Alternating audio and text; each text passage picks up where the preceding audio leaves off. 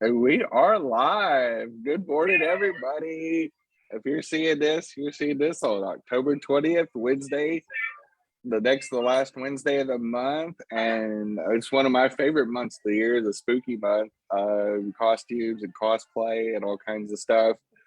Good morning, Christian. How are you? I don't know if you can hear that. Barely, barely. Yeah, that was a pretty weak signal there. How Yeah, are you, Jenny? I'm good. Happy I'm good. happy mid-October. I guess what it's October 20th when you're seeing this, right? Is that Yeah, yeah. yeah. Excellent. So this Tuesday night thing, well actually Wednesday morning. Right. Yeah, full disclosure, we are for the next 2 weeks we have Yes. Wednesday morning obligations that are keeping us Mhm. from being able to go live. And quite Mhm. frankly, the format for pre-recording the night before has worked pretty well. And most of Yeah, us watch us later anyway, so that's right. very few of us watch Exactly. us live. But if you That's are right. tuning in Works out live, great. we appreciate it while we're broadcasting, and if not, if you see us later, we appreciate you anyway. We appreciate the thousands of people that tune in every week, and if Mhm. y'all didn't tune in, we probably wouldn't be doing this anymore. So thank Exactly. you, Yeah. thank you, Yeah. thank you. Speaking of that, with the last 28 days, we've had 20,000 viewers. 2 weeks ago, the Small Business Association is now technically at over 3,500 viewers and climbing. And then last week's show, we've got just past 1,000. I think we're 1,300 viewers now. And it usually Yeah, climbs, as the week goes yeah, on. So, yeah. So, hey, listen, everyone, welcome. Thank you for. I forgot. I forgot how to start the show.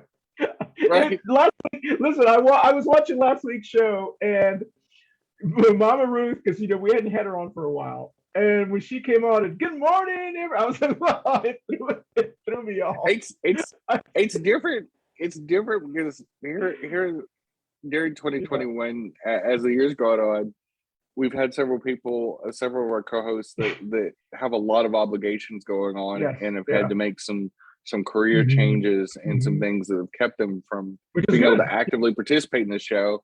And so Exactly. because of that, primarily on the last, unless we have Hmm. other guests on like experts Yeah. like the Hmm. SBA show a few weeks ago, Yeah. where we Hmm. had Chad and Manolo and Hmm. Michael blanking on from this Mike. Michael, Mhm. Yeah. and we had three fabulous business people guests on, which really helped the show. Primarily, it's just been you and Yeah.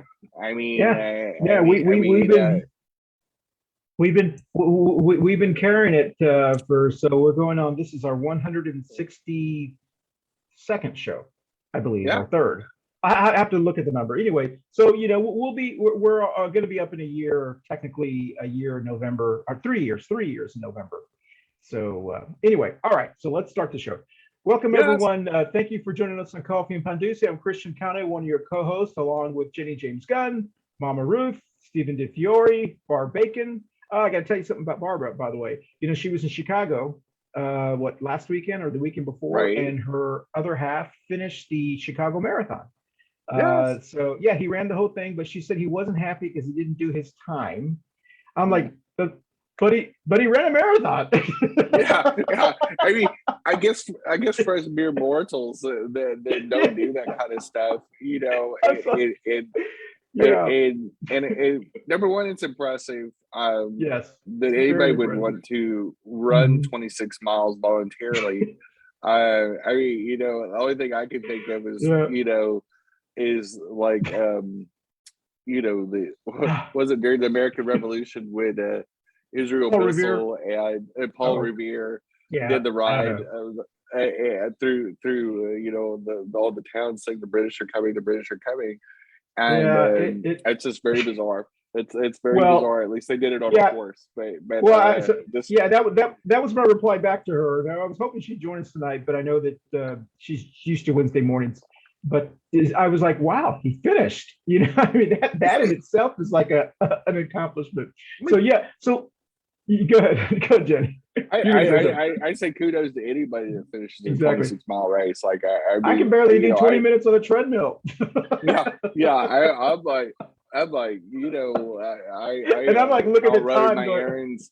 I'm pretty exhausted if I have to park too far from the Harris Teeter grocery store door, That's right. and Oh, you're one if of I don't get the those. right cart, so You're the 26 one that miles is are you the one that circles around for that perfect parking spot? Or are you just no. I will okay, not good, do that. good, yeah. No, I Good, am. good. I'm a park and get my butt out of the car kind of person with grocery Yeah. store. I am not That's really. I love shopping. I don't like shopping in grocery stores. no, If I was mega wealthy, sure. and had like Barbara Bacon type money, Mhm. I would love to have a personal shopper. I loathe grocery stores. Oh, that's the Um, funniest.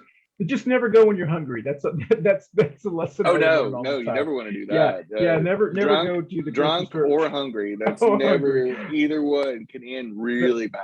Exactly, And exactly. I've done both. All And right. so yeah, So but yeah, I guess we should jump into our show. yeah, let's jump into the show. All right. So Barbara Bacon. All right, where are we? Let's salute to Coffee Pan Dulce. I want to thank everyone who's joining us on Facebook Live, but also those who join us later on YouTube as well. And if you are watching this show, that means that you are Wednesday. So Wednesday the I'm 20th. sorry, Jenny, I'm way off. I'm actually, since it's technically Tuesday night, we're taping this. I'm drinking my Taco Tuesday margarita and my Full More Beers President Obama that I got 8 years, I don't know how many years ago. And then we also want to thank Manolo's Bakery. I'm back in town, so I was able to go to Manolo's Bakery on Central Avenue. Yes, here in Charlotte, North Carolina. Please remember to patronize. Yes, that's the word. All right. Patronize is a good word. Yeah. Please remember to shop and spend your money at Black and Brown small businesses or any small businesses during this global pandemic. So, with that said, today's topic is: has the real South risen and won the culture war? We will be talking about. This is kind of a. We're talking about. I don't know if you remember, but last March we did a show called "What is Real Southern Heritage?" and we talked about that. And so we kind of want to move it forward. Has the real South really risen? Because there was an article, I think, in Forbes about the South has risen, and it was talking about, how the South is becoming this, powerful economic force in Southern United States. And so I was wondering, if has the South risen? Really, is it already risen? But in the culture wars already won by Black and brown people. And so we'll talk about that as well. But before we do, let's talk about our 3 current events as we have been doing lately. The first current event is in South Carolina, our neighboring state. Alex Murdaugh, he's an attorney. He has been denied bail as of today. He's the gentleman who was allegedly paid someone to shoot him in the head as he was traveling to, I don't mean to laugh, but it's just every time I hear this story. And then apparently his wife and his son were murdered and they're investigating that. And he's been collecting, anyway, his housekeeper was murdered as well. And he collected $4 million in her life insurance. As I said before the show, Jenny, $4 million, I'm impressed for that life insurance I don't know. Anyway, so that's the first thing. Second thing is your favorite person, Lady Ted Cruz, was read or shade was thrown by an Australian state province person. He tweeted something, and maybe you have information on that as well. Yeah, once again, it's like every week he says something so stupid. It's like, anyway. And the last thing is police forces around the country, specifically here in Charlotte, North Carolina, are fighting against getting mandatory vaccinations. I know here in North Charlotte, there's not a mandatory vaccination for city workers. They're encouraging it. And I know in Chicago there is, and some other big cities there are. And police forces around the country are, and the Charlotte Observer did an op-ed that said, by not getting vaccinated, you're not protecting and serving your community. And so, anyway, what do you think about that, Jenny? Well, I'll tackle the police vaccination thing. First of all, a lot of former police officers are former military, and every time you're deployed, you get a vaccination of some type. all the time. They should be used to vaccinations. It's part of the culture. And honestly, it's just 100% ignorance and stupidity. I mean, the number one cause of death for police officers in 2020 and 2021 has been COVID. So I just don't get it. I call it raw stupidity. Yep. On to Ted Cruz, I will read what. What happened there? What happened? Educate us. So Ted Cruz was trying to poo-poo what the Northern Territory is doing with their vaccine mandates and stuff like this, and kind of was running his mouth. I'm not going to give Ted Cruz any justice because I don't really care. I mean, why is it his business? So here is the response from the Northern Territory in Australia. Do you know what he said before? I mean, do you have that, what he said before, or do you want me to read that? What Ted Cruz said? Yeah. No, he just basically was talking about we're exporting tyranny and he tweeted how horrific it is. Here, Jenny, I'll read this part. He tweeted, okay. I've always said Australia is the Texas of the Pacific. The COVID tyranny of the current government is disgraceful and sad. Individual liberty matters. All right. So I'll be the Australian guy. So all right. Hey, Jenny, do your Australian accent. I don't know. I don't want to really insult the Aussies. Okay. All right. So he goes, hey, at Ted Cruz, good day from the Northern Territory in Australia. Here's some facts. Nearly 70,000 Texans have tragically died from COVID. There have been 0 deaths in the territory. Did you know that? Vaccination is so important here because we have so many vulnerable communities and the oldest continuous living culture on the planet to protect. Did you know that? We've done whatever it takes to protect the territory. That's kept us safe and free. We have been in lockdown for just 8 days and 18 months. Our businesses and schools are all open. Did you know that? We don't need your lectures. Thanks, mate. You know nothing about us. And if you stand against a life-saving vaccine, then you're sure as hell don't stand with Australia. I love Texas. Go Longhorns. And when it comes to COVID, I'm glad we're nothing like you. I mean, that is he freaking skewered Ted Cruz. It just makes us you just stick to vacationing in Cancun, brother. Like, you know nothing about Australia. And if he knew anything about Australia, Australians, yes, they do have an independence streak, but they understand the difference and they have good sense. It's the same with their gun laws. They have some of the strictest gun laws in the world because they understand the value of protecting their people. But so they're not unhinged like Texas. But yeah. I think what we have to ask is, why is Ted Cruz meddling in? I mean, he over the last year, he has come across as the busybody little teenage girl who just wants to talk about. It's like, do you not have stuff? What? And the craziest thing is, like, he ditched his home state during a killer freeze to go on a vacation. So peace out. And then his opponent from the last election is the one that organized everything to save lives, and especially senior citizens and veterans, and make sure they had all the resources they need. He was literally, Beto was on the phone almost 18 hours a day for weeks on end, getting resources for Texans, as Ted Cruz is in Cancun. So I mean, it just is unfathomable that he would even. He can't even help his own state. He's not even willing to help his own state. So he doesn't need to be giving advice to another country. And Australia obviously took exception and sizzled him. I just continually find it amazing that this new breed of Republican GOP QAnon type of person, Ted Cruz, Lindsey Graham, Dan Patrick, DeSantis. Here we have Dan Bishop, Madison Cawthorn. They're like teenage girls. I mean, what was our third topic? I don't know. Is that misogynist for me to say it like that? They're teenage. They're like teenagers. They're like not just girls. Not just girls. And I apologize. Yeah, you're right. That was misogynist. for me to Well, kind I of say can't it like remember what that. our third Yeah, topic but- was because I'm sorry. laughing so much. Police not wanting to get vaxxed. I already talked about that. Okay, all right. Oh, you did. Okay, and then the Alex Murdaugh. Oh yeah, I mean that's all I've got to say about that. I'm looking at your It's- face. I'm sorry. You're it's- just like, Is oh my you know, goodness.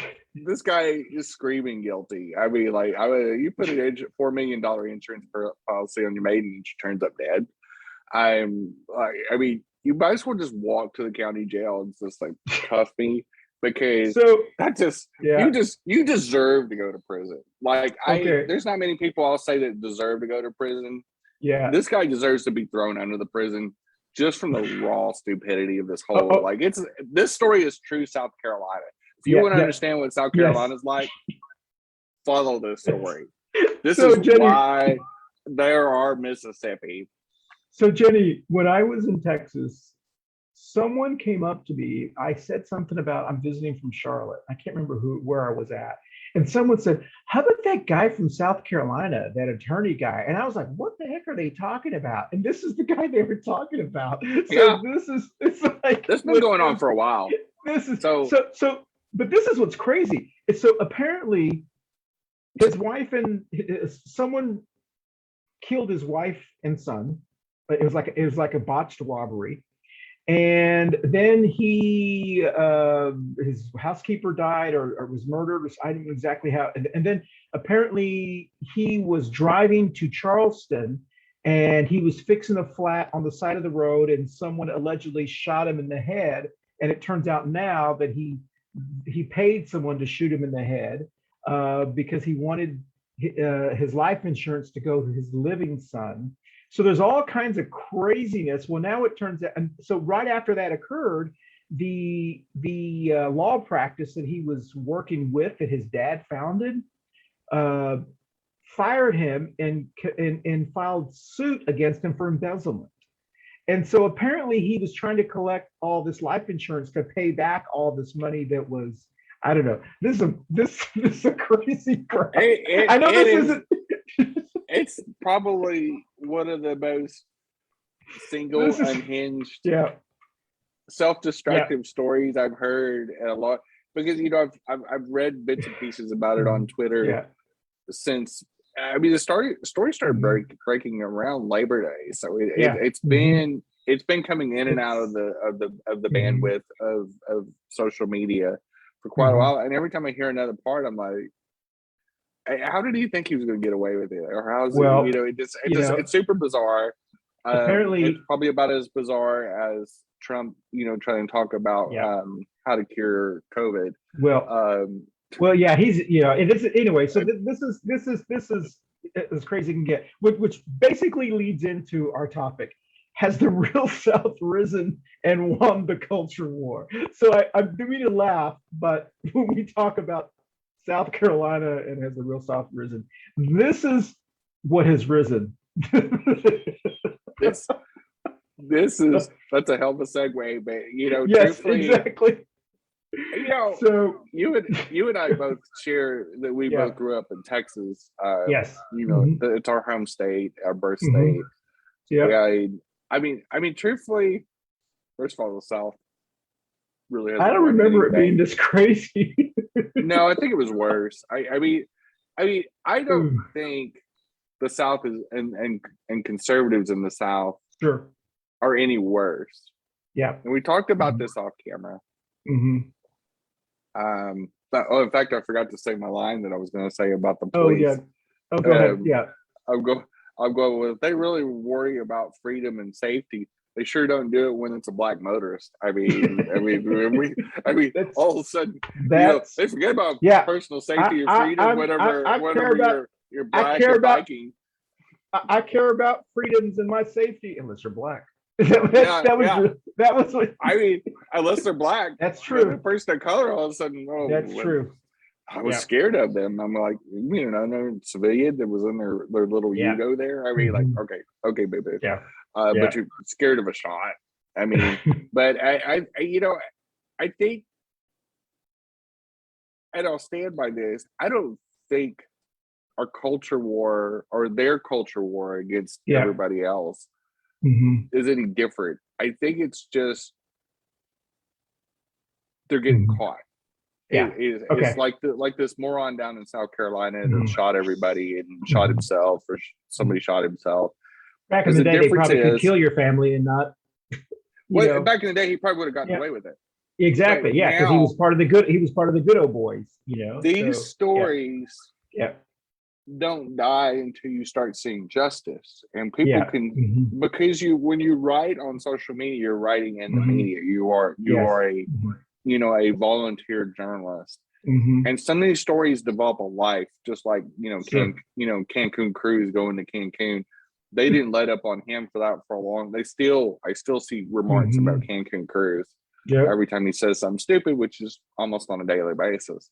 But And do you think that's it's why he says things stupid every day is to no, he is distract stupid. people from thinking about that? No, he is stupid. Okay. All right. Okay. All right. He's unhinged. Okay. I mean, Yeah. when you say stuff like that, Yeah. and you don't research Mhm. Australia and especially the Mhm. Northern Territory's track record Mhm. on COVID, for example, when Exactly. you talk out of your ass, basically, just Then like they have to many of school those you. do, Yeah. Exactly. Yeah. in real time, the Mhm. person that you're talking about or the group of people you're talking about can respond. They can go back Yeah. on your Twitter and tag you in Mhm. it and go, "Okay, boo boo, Mhm. here's the facts," Yeah. Mhm. and I can show you our successes, which Australia and New Mhm. Zealand have been hyper successful Yeah. in managing COVID to the point to where they're living pretty normal pre-COVID Sure. lives. They have for a long Mhm. time, actually, for really most of the pandemic. And it's Mhm. really because they took it serious from the get-go. And we didn't. Mhm. We still don't. Yeah. We still Yeah. we're nowhere Mhm. close because we have a 23% of our population Mhm. that also is the 74 million Yeah. people that voted for Trump have made it Mhm. completely impossible to Mhm. use common sense to battle this. So that's your Sure. real Southern culture Yeah. is these So. these conservative Southerners Mhm. that are just flailing around like a bunch of jerks, every Yeah. time that we talk about masks or vaccination stuff that everybody around the world is Sure. going, we don't get Okay. it. We just don't Okay. get it. So Jenny, let me do some. Let me put some data in here, some demographics with the new census that's come out. So apparently, and most of the people who, if you watch the show, you know this information, but and you and I know it because we go over things like this a lot. But the rapid growth among certain racial and ethnic groups means the nation is becoming more diverse and more quickly than expected. The census data from 2020 is showing America is growing, but not equally. The the fastest growing demographic was in Texas, Florida, Georgia, Washington, and North Carolina. The growth was at 7.4%, and it was Hispanic or Latinx was the Latinx or Hispanic, whatever term you use, is now the largest the largest minority group in America. It has surpassed African Americans or Black Americans. And the Asian Americans also was one of the fastest growing ethnic groups in the United States. For the first time in 230 years, white Americans, or people who identify as white, uh, did not grow as fast as other populations. They are now only 53% of the population, which means that they are, and you also have to consider there are many, and we've talked about this before, there are many Hispanics who don't identify as Hispanics, they identify as white. And so they're actually, I believe that white, whatever that term is lower than that because there's a lot of people who consider themselves white I think rather it's a than lot Hispanic. lower. I do too. Yeah. I think when you're talking about Mhm. the melting pot factor of, Sure. and I think you see that with the Asian American community too. Mhm. And I've got a good friend. Now she doesn't live in the United States; she lives in England, and she's half Thai and half British. And Mhm. I think you think about that larger of a Mhm. population. You even look at our vice president. that is half Black, but she's also half Asian Indian. Yeah. And so, how many of those are crossovers? Because, people are, this isn't the 1950s anymore where it's illegal to, marry Black people, for example. We have a lot of mixed race people in this country, including in the LatinX. I mean, in Texas, that's pretty common, it's very and because you never really had the segregation that you had with the Black versus white communities in the South. In Texas, Catholic families, whether they were Catholic Germans or Catholic Tejanos, they just intermarried. That's been going on a long time. I mean, it's been very common. Those European families and the they were literally Mexican nationals before the border move. Those families have intermingled, bought businesses together, created opportunities together for so long. Honestly, I think it's more. I think everybody down there is pretty much just a Tejano, like a white, white or brown. No, you're right. I don't even understand. There's a lot of people. I don't even say you're not really white, you're not really brown, and doesn't really care. You're just a Tejano, Exactly. So just one. Hey, Jenny, just one more thing, and then I want to ask you this question about how what's the title of our show. It says the South will rise again has been a rallying cry apparently since the 1900s.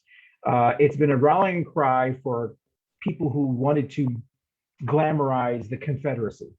And apparently, people who use that term, according to this professor from UC Berkeley, they have tried to rewrite history by saying that term was really just about state rights, when in fact the Civil War was never about state rights. That the Constitution of the Confederacy was nearly word from word about slavery. So it was only about slavery. Yeah, and so they tried to say, like, the South has risen, Southern identity, Southern heritage, and we talked about this a while back. Take pride in your Southern heritage. So the question I pose to you, especially since I've come back from Texas, we live in North Carolina, South Carolina. I was down in Mississippi and Alabama, and we're down in all those Louisiana. There are lots of Black and brown, very diverse individuals out there. So it seems like when you look at the data, the census data, the populations that are growing they're Black and brown. So yes, the South has risen. Atlanta is probably the most urban city in America, one of the most prosperous cities in America. And and it is not known for Confederate flags. It is known for diversity. What do you think? Here's my deal. The reason why they're prosperous is because they've become so diverse. Exactly. And they've embraced their diversity. So yeah, just like their northern counterparts, and I don't the non slave states, cities like St. Louis, Chicago, San Francisco, Los Angeles, and so on and so forth, were always diverse. Yeah. And so, but they embraced their diversity. Diversity was not as big of a deal as the southern cities in the southern states. But these bigger cities now, they've welcomed in these larger corporations. But they were able to welcome in these larger corporations because the cities themselves, the urban centers in these southern states, started passing non-discrimination ordinances, started embracing desegregation, started embracing diversity, started embracing things like pride, integration, fighting against discrimination, making it outlawed, at least in the criminal, on the law level and on the city level and the county level. So you see cities like Dallas and Houston that in the core parts of the city are very democratic, very progressive. Atlanta, extremely progressive politics. And so it's also coming fruition, and because these urban centers have become so big and so dominant in these southern states like this, you're also why you saw Georgia flip blue on a double Senate win in January. It's why you're starting to see North Carolina and all of its urban centers voting for Governor Cooper. So we have a Democratic governor and a primarily red state. You're starting, because the rural areas are disappearing. There's no reason to live in rural areas anymore. Most of us aren't farmers. Very few farmers left. And so, and also too, a lot of the people that are coming into Charlotte, for example, and I'll bring it back to Charlotte, is you're seeing them coming in from San Francisco, Atlanta, New York City, that has a diverse population, and they're not going to go, we can't transfer you to Charlotte if you're not white. You know, these big corporations, they don't care. Yeah, exactly. No. And to your point, Jenny, Claude Fesher, who is a professor of sociology at University of Berkeley, wrote this paper, and this is back in 2012 when he wrote it. And he was mapping the education level and the income level of people who lived in the North and lived in the South over the decades. And as far back as 1950, people who lived in the South only earned 60% of what your average American earned. And it started to rise up until 1980. It was as high as 90%. And they say the reason is not because of white people, it's because of Black and brown people were moving to the South. And so that the white people are still poor, that the income and education level was rising, not because the South was rising, it was because the North was moving down to the South.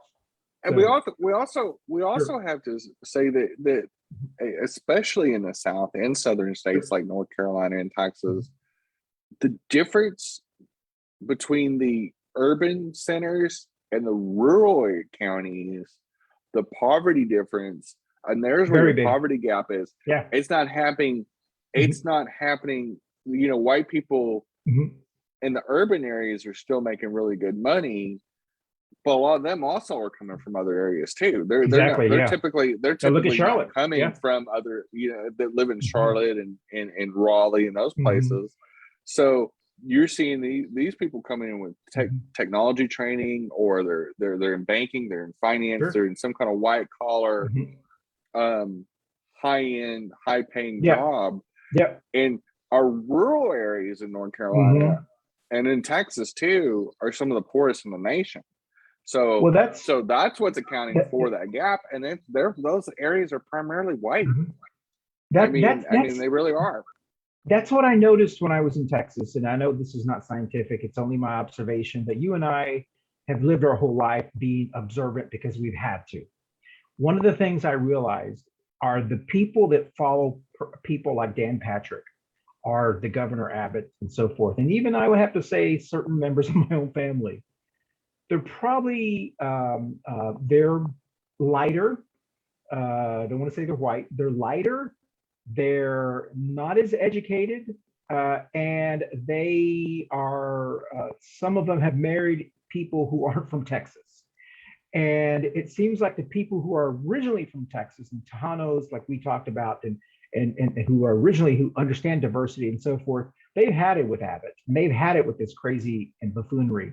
So it almost seems like the ones that are yelling about the South has risen or all that kind of stuff are the ones, with the Trump flags, and there's just really loud people who don't represent the reality.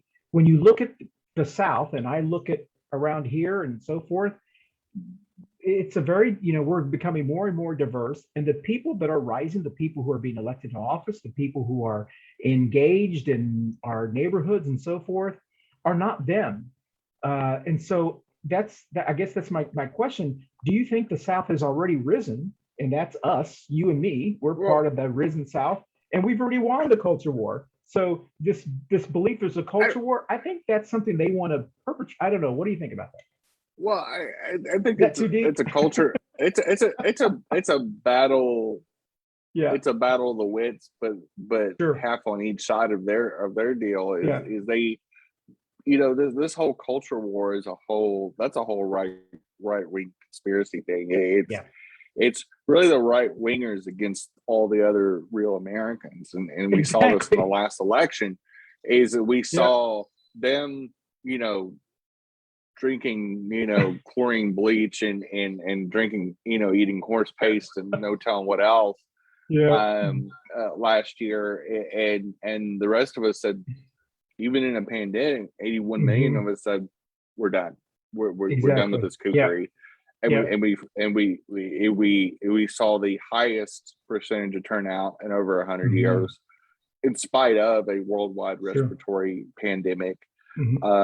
Is that in spite of all the obstacles that the right-wing conservative wackos, the 23% of Americans that say, I'm gonna flip out about every little thing.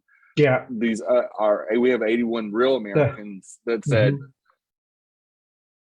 we don't care really what Biden does. Yeah. We're just scared of and tired of what you're doing, and silenced him. And then we've also seen this year. We saw a landslide recall victory for Governor Newsom in California. We're going to see, a Democrat, elected again in Virginia. The Republicans are way behind. Sure. They're going to get beat. They're getting beat so bad in early voting that Trump won't even go and help rally in Virginia because of it. He's staying away because he realizes his legacy is going to lose. So, I mean, and I want to say one more thing in response to the South rising. The South is rising in the metropolitan areas, but it's not rising in the racist, messed up slavery way that they think it's rising. It is a rainbow coalition of people that are real Americans, what America really looks like. They're rising up, but they're not rising up because they're in the South. They're rising up because it's just who we are. It has nothing to do with living in Charlotte, because these same people, if they didn't move here, let's say they got transferred to St. Louis, they do the same thing. So it has nothing to do with the South. Yeah, I agree with you, Jenny, and that's what we talked about on our show in March, show 130. In case you're on YouTube and you want to just good in 130 show exactly. We talked about this. Southern heritage to me is not the Confederate flag or things like that. I know it's from your perspective, on what lends you. To me, it's food. It's Southern hospitality, and that's not inclusive just or specific just to white people. And so for me, and the fact that Black and brown people now outnumber white people in many cities in the South, that means that we are the new Southern heritage. And truthfully, when we talk about food and culture, when I go to culture festivals, especially in South Texas, I'm probably going to go to the Latino ones. I'm probably going to go to the Hispanic ones. For one, brown people can cook. They have the best food. They use the best spices, and the culture and the love and the dedication to their families and the beauty of the Latinx cultures of the Peruvians and people from all over the Latin Americas. And the food is just amazing. And I'm half German, half German Czech, and I can tell you, when I go to those cultures and they have little German section, there's not really much there for me. They got beer, good beer. They got that. Good brats and not so much. I'm vegan. I don't know. So I skipped that part. Vegan. You're right. But and I've never really liked big old greasy sausages on a stick or anything like that. But so to me, really Southern culture, you look at Black soul food, Creole food, and Cajun food from Louisiana. That all came from Afro Latino and Afro and Creole and Caribbean cultures and stuff like that. So very little that has to do with white people. So I guess my another question, you brought an very interesting point. And we were going to have Dr. Robbie. She is a educator here in Charlotte from UNC Charlotte. And she's been doing a lot of research on systemic racism and slavery and so forth. And she and I had some conversations a couple of weeks ago, but hopefully she'll be on the show next week when we talk about what's an advocate versus an activist. And I know she may want to touch on this topic, but if we had someone on this show, like right now, and they were boasting Southern heritage, like kind of what we were talking about, like Confederate flag and so forth. I guess what I would want to ask them is, if you were going to have like a Southern Heritage Festival, what kind of food would you be serving? What kind of, I mean, what is it? I mean, what kind of, are you doing like music and dances? Because all we of may have, we may have to yeah, save I mean, that for the two queers in the truck that we're about yeah, to you're film, right, you're right, because yeah. maybe we create a true Southern white. We've got to make sure white heritage, white nationalist festival. Maybe we can create something for them. We can lure them in what like kind a of bear food trap. would it be? I mean, they couldn't. It wouldn't be fried. Flaming hot Cheetos, flaming hot Cheetos and Schlitz. I mean, I don't know. Lone Star beer, PBR, PBR. You know, there's no food. I mean, all of their food came from African Americans. All of their music, even country music, country music came from, you know, influence of Tejano and our Czechoslovakian and German and all of that combined. So they actually don't have any. I mean, what would it be? I mean, I know I'm going to get in trouble for saying this, and maybe I should save it to our show after this. For those of you who are watching this, we are going to do a show after this called Two Queers in a Truck, where we take our gloves off and we can talk a little bit more freely. And maybe that's when where we don't hold back. Exactly. And so I'm just curious. I mean, I guess to me, when someone talks about heritage, I'm thinking about a lot of things like food, culture, all this kind of stuff. What do they bring to the table that enriches people's lives, or that you and I, or that what do they bring to the table that people go, oh, I really like that, I want to emulate that? Well, nothing. That's the problem. that's why the South. I mean, you want to know my answer as a white Southerner. Yes, ma'am. The reason why we were poor and broken is because our states were full of racism and hate, and no company wanted to move here.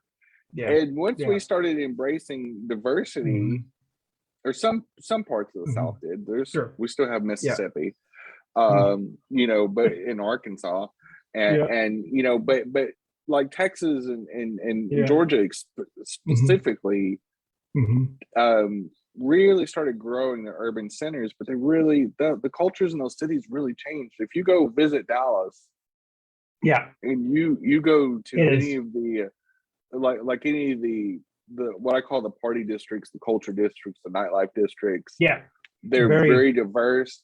They're very like, you see, like if you go to Deep Ellum, if you go to, you know, the Gayborhood, you know, Oaklawn, you go in those places. I mean, it looks like the United Nations meeting. There is extreme diversity. Different. Same thing in Houston. If you go to Houston, people don't realize Houston has a huge amount of Asian Americans that live there. A very, very diverse Asian population in Houston. A lot of different Middle Eastern cultures are there. Houston's extraordinarily diverse. Well, you and I know in Texas, Dallas, Fort Worth, Houston, Austin, San Antonio, El Paso, the 5 big major cities, and probably the 5 top 20 cities as far as population, are huge. They are very diverse, very progressive as far as, you know, many things. And the reason that Abbott and Dan Patrick have been able to get elected is because they vote at a lower percentage than the suburbs. The suburbs and the rural areas have voted at a higher percentage, but I think it's going to change. I think it's changing only because demographics are changing, and more brown and black people are moving to the suburbs. And suburbs is kind of I mean, to me, there's no real suburbs in Dallas-Fort Worth. It's all just one big city. So it's just one big blob. It's just a big contiguous. You know, back in the day, back in the day, we said like Plano was the suburbs. No, Plano was just North Dallas. Frisco's all just North Dallas. The suburbs of North Dallas are now southern Oklahoma. Like it Oh, literally, my goodness gracious. you go That's north, crazy. you literally, because I mean, Sherman is now a suburb of Dallas. Yeah. That used to be it's a amazing. big old gap. Louisville. Yeah, Louisville is now. Not to, but I think there really isn't, we really have to say this the way it is. Yeah. When we're talking about the South is going to rise and all this kind of kookery stuff, we're really talking about white Southern segregated heritage. Exactly. We need to say it like it is and not tiptoe around it. It is white segregationists that have some kind of, fantasy that they are going to be powerful, but the problem is they never were. They got beat in 1865, like they stole something. And just like all racists and fascists do, I mean, they're 0 for 2. The 2 flags they flew at the attack on the Capitol were the Nazi flag and the Southern Confederacy flag, which is basically the same thing. And both of those, if they're basing their theories on that, well, both of those armies got beat bad, like really bad. Well, so, and that's why, and I know we're. Yeah, and I wrote this down because I know we'll talk about this on our Two Queer show after this one, and we can be more, more open with what we want to say. But that's why it always concerns me when, as a Democrat, when I hear these very moderate Democrats who run for office who are so concerned about suburban women. That's code for they're concerned about white women. Yeah. And it's such a fallacy. It's such a lie because white women just don't live in the suburbs. They're all suburbs are very diverse. I mean, Ballantyne is considered a suburb of Charlotte, and it's got a very large percentage of Indian population, Asian population, African American or Black population as well. And now we know from the data that white women represent a very, very even smaller part. They seem like a lot.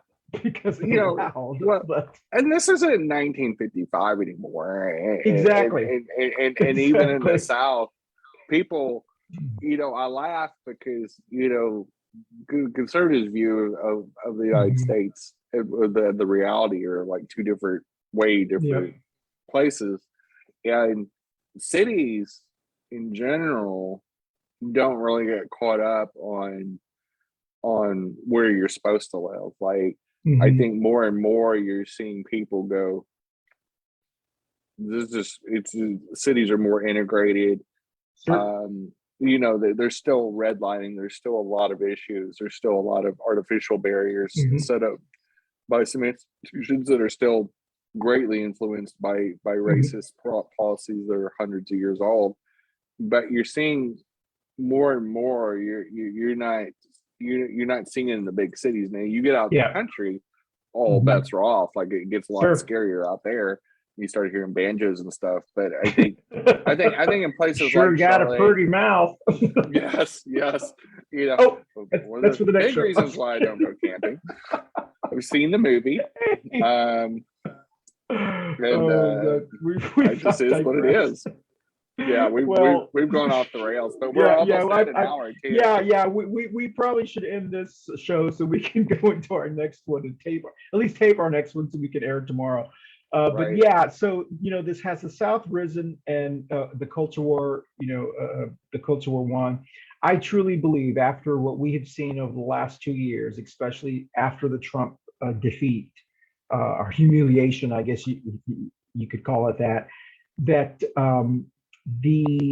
I just don't know how anyone with a straight face can say that the South has risen, but I believe it's darker, younger, and browner, and we're the ones that have risen and we've won. I mean, I think the places where the former Confederacy were have flourished in the last few decades, but it has nothing to do with white Southern heritage or anything like that. In fact, these successful cities like Atlanta, Dallas, Charlotte, they flourish in spite of the Exactly. bigotry. Imagine what Charlotte could be. I mean, we're a pretty good city. I mean, if we were to actually embrace and you know, I do a lot of studying, a lot of reading about integration. I think it's very important as we're fighting to integrate LGBT people in the society as well. But there was a study done about companies, Fortune 500 companies in the 1970s, and the top 500 companies in the United States. Out of those top 500, the 100 most successful ones, the Fortune 100, had the most diverse and welcoming policies. And and it's not lost on me that they integrated Black Americans into the corporate world the best. They also were the most successful because they were the most open-minded, they were the most proactive. And those Black employees brought new and original thought processes, new creativity, Black brilliance, the brilliance that comes from the Black culture, the creativity, the genius that can come with that in the business world. And these companies flourished, embracing diversity, just as we should with the Latinx community. Yeah. Just as these new arrivals, look at Manolo. Yeah. For an example, look at all the businesses he owns and all he starts, and the creativity and the brilliance. And you're taking an immigrant that created a business niche by his own hands. Yes. And now is a brilliant example of the SBA embracing him and loaning him money and helping him flourish, and him finding ways to do business in a very racist South. And that's been very anti-Latin in some cases, and he's flourished anyway in spite of that kind of racism. And I think when you see, but you also, when you hear him talk, and what struck me, that's the most I've heard Manolo talk. So I've not had the conversations you've had. And what struck me was his creativity and how he thought. And it gave me shivers. And we should embrace that diversity and embrace that deal. That's what created America and what made us most the big, when you think about the big companies that emerged in the early 20th century, almost all of them were started by first or second generation Americans. Exactly. Yeah. He is definitely he's a smart guy, really smart guy, knows his market, and he is I think there's much more success he's going to see. But I do we need to wrap up here. I do want to say that just as there are things that I thought I'd never see in my lifetime, I never thought I'd see equality marriage. That was not even something on my radar. That was just something that we kind of talked about, in the 90s. Yeah. After the AIDS crisis, I never thought we would see something. So when it happened, I was like, I know I told you, but I had a friend of mine in Texas said, equality marriage would come to Texas when hell froze over. And I remember after it happened, I texted him and said, hell froze over, Right. And so, there's a couple of other things I think that we probably will see. But one of the things that I don't know that I think we will see before I leave this earth is I do believe that there will be a time when young Black and brown people, and it may already be there, maybe I'm just not seeing it, that we no longer need validation from white Americans, that will be a thing of the past. I grew up in a time where you try to assimilate, and there's a joke in the Latinx community, you're trying to act white, be white, and all kinds of stuff. Well, there will be a time where young people will no longer care about that, and they may already not care about it. I don't know, because I'm a Gen Xer like you are. And so I do think that we are going to see that time where, and especially in Charlotte, where when someone's running for office, they don't care about smoozing to the old white Charlotte. They don't. There will be a time where we will see, and we'll look back and go, God, can you believe that now the most important person we need to win is the Black political caucus, the Latino political caucus, the Asian political caucus, the suburban white women? Who else are they going to vote for? And right. I think we're like in the next 10 years about to see that, at least here in Charlotte. I don't know. What do you think about that? I think on the political spectrum, especially Sure. for the Democratic Party, I think we're already there. I think the state, yeah. I think the state and city politics in the South, the ones that don't embrace the Black and brown communities, and I'm talking about the white part of the Democratic Party, Yeah. Specifically, if they don't, they're going to be doomed to fail. Well, they're gonna always struggle. Because we saw this in Georgia. I believe in 2022, if Texas Democrats play this right, and really rally the Latinx and Black Democratic voters and power structures, and really say, what is it going to take for you to lead? Not to help. And have the same old white county directors is say, what is it going to take for you to come with us and show us how you wanted that? And when Texas does that, it's going to be over for Abbott and Patrick and all those fools. We may move back. No, I'm done with Texas. I agree. Texas is dead to me. I'm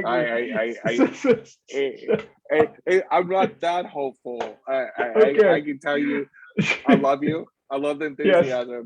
It's not changing that fast, but I do believe if the Democratic Party plays it right in Texas and in Florida, especially Florida,